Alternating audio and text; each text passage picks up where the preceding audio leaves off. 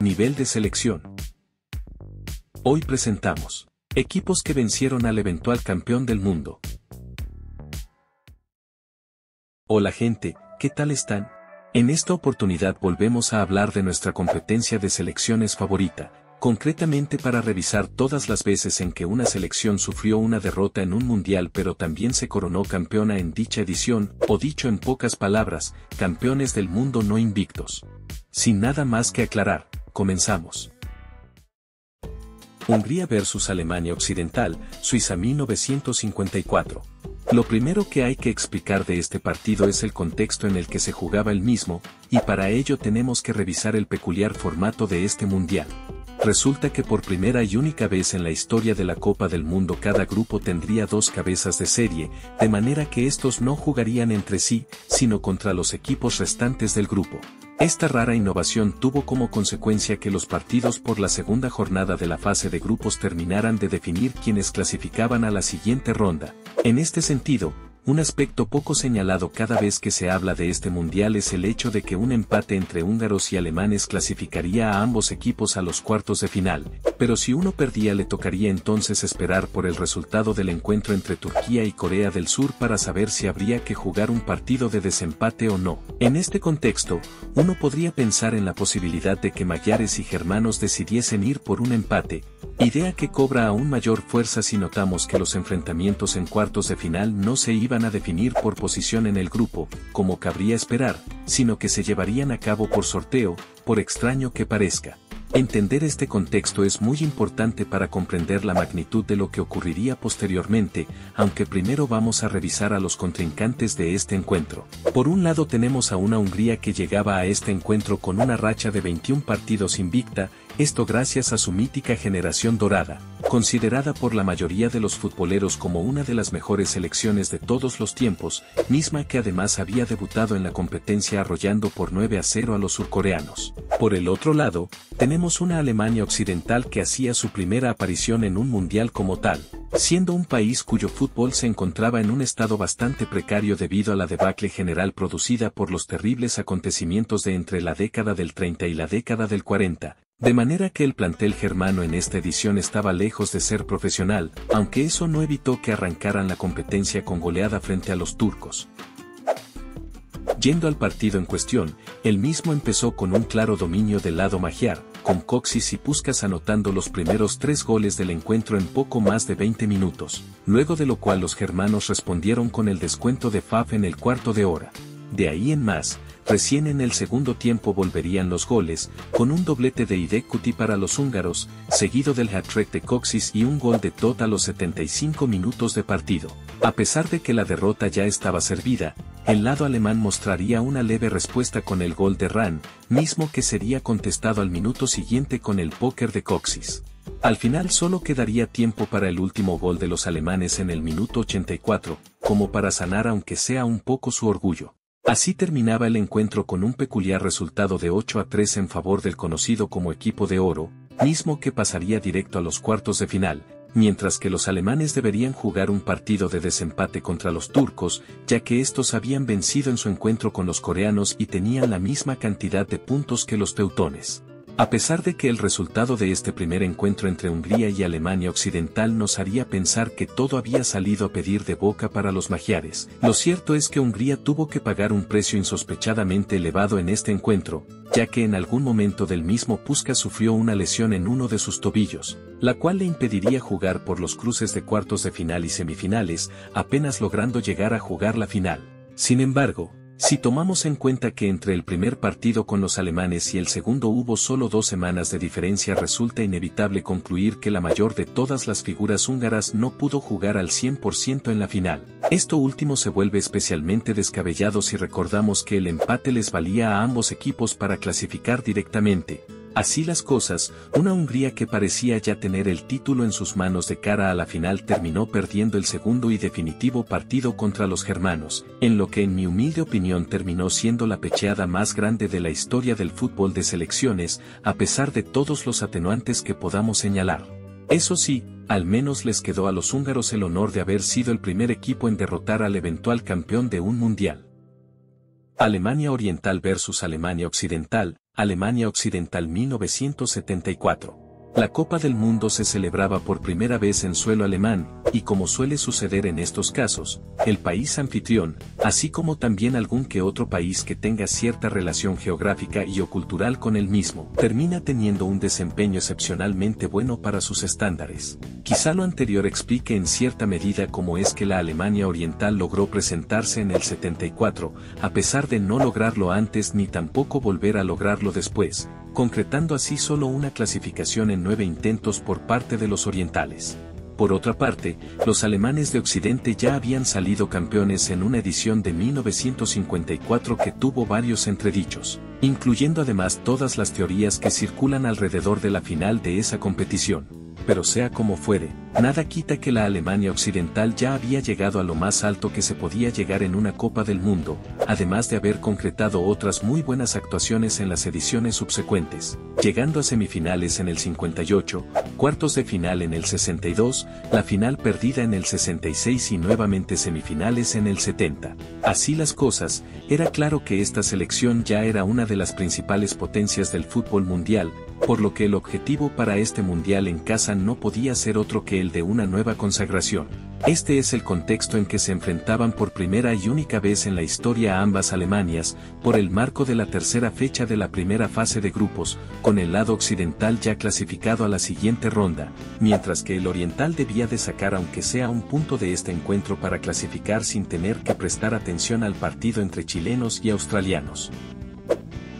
El partido comenzó con buenas oportunidades para ambos equipos, con el disparo un poco exigido de Flöe enfrente de un arco prácticamente vacío al minuto 9. Los orientales tuvieron su oportunidad en el minuto 31, cuando a Krejci le perdieron insólitamente la marca en el área y este recibió un pase justo enfrente de un arco descubierto, aunque sin lograr conectar correctamente. Otra jugada notable al minuto 40, cuando Müller recibió un pase que controló con gran calidad y posteriormente estrelló la pelota contra el poste izquierdo del arco, pero no es sino hasta el minuto 77 que llegaría el único gol del encuentro, con Sparvase recibiendo la pelota al borde del área y eludiendo a 3 rivales para finalmente reventar el arco defendido por Maier, mismo que cometería un error bastante notable al tirarse mucho antes de que el atacante alemán le pegara al balón. No se vería mucho más en el resto del partido, terminando este en la victoria por 1-0 para los visitantes y su clasificación a la segunda fase de grupos, etapa en la que finalmente quedarían eliminados. Italia vs Argentina, Argentina 1978.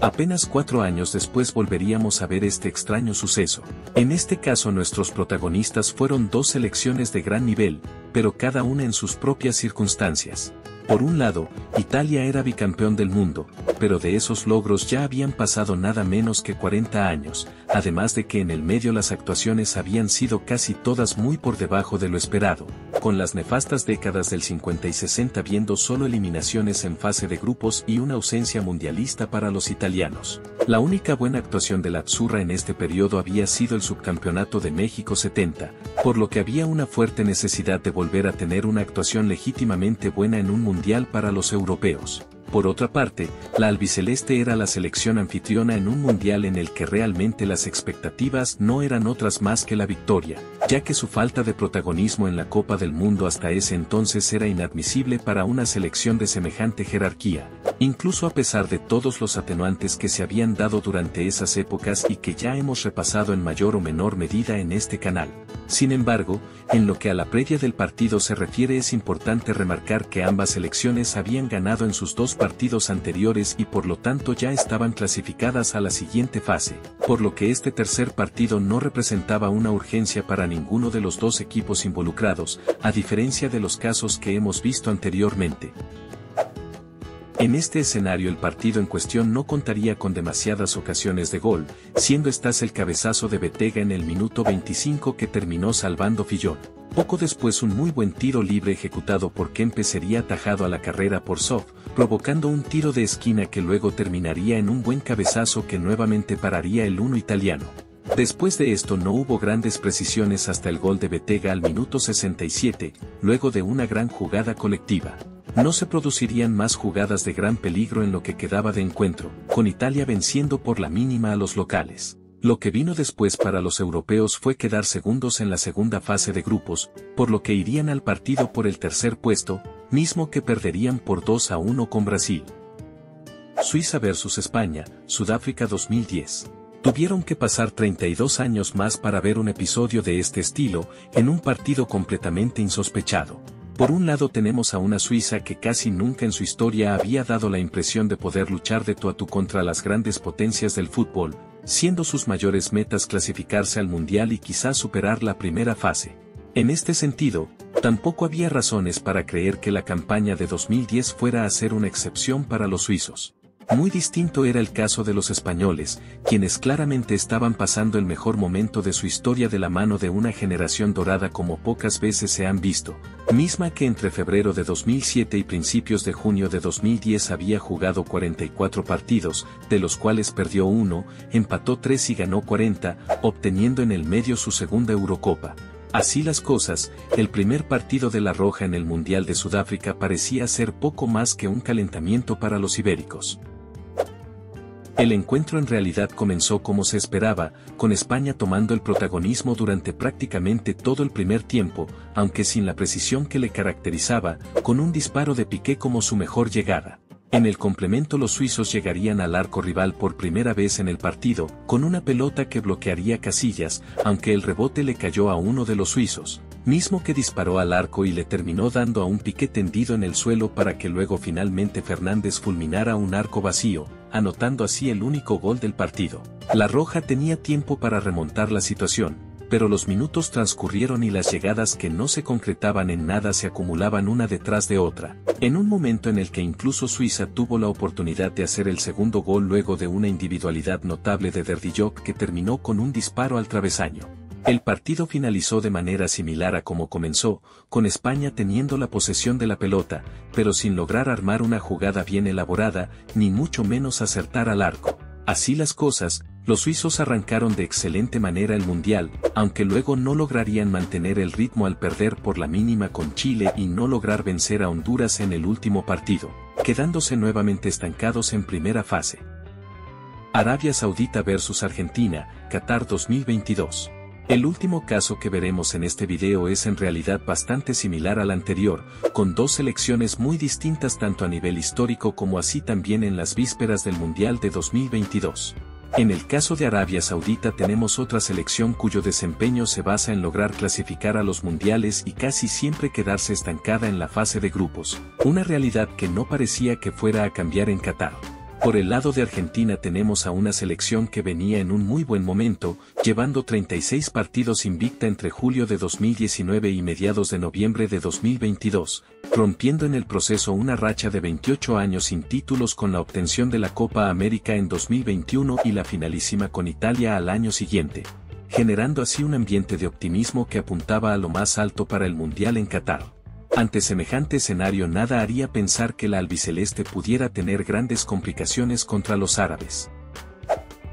Argentina parecía tener el control del juego en el comienzo, incluso marcando el primer gol a los 10 minutos por un penal ejecutado por Messi. Sin embargo, luego de eso Arabia Saudita supo aplacar la mayoría de los ataques argentinos dejando a sus delanteros en offside una y otra vez, secuencia que le costaría a la albiceleste la anulación de nada menos que 3 goles, generando así una situación desconcertante para los vigentes campeones de Sudamérica. Con esta dinámica finalizaría el primer tiempo, dando lugar a un complemento que arrancó insospechadamente bien para los árabes, marcando 2 goles entre los minutos 48 y 53, en lo que serían prácticamente las únicas llegadas de los de verde al arco rival. En este escenario, una Argentina sin una idea clara de juego que le permitiera dar vuelta a la situación comenzaba a exasperarse conforme avanzaban los minutos y los intentos infructuosos se acumulaban uno detrás de otro, siendo la mejor aproximación un toque de Tagliafico prácticamente al lado del arquero, mismo que evitó con una gran reacción lo que hubiera sido el empate.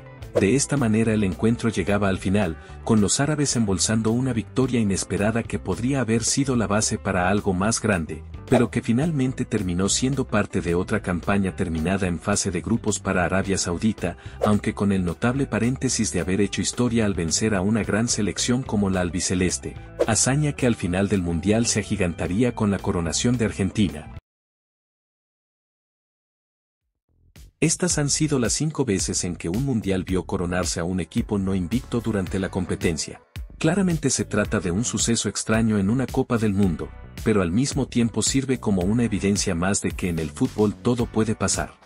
Les agradezco por su tiempo, y les recuerdo que pueden dejar un me gusta si el video fue de su agrado, y también suscribirse si les interesa ver más y mejor contenido en el futuro. Que estén bien, y hasta pronto.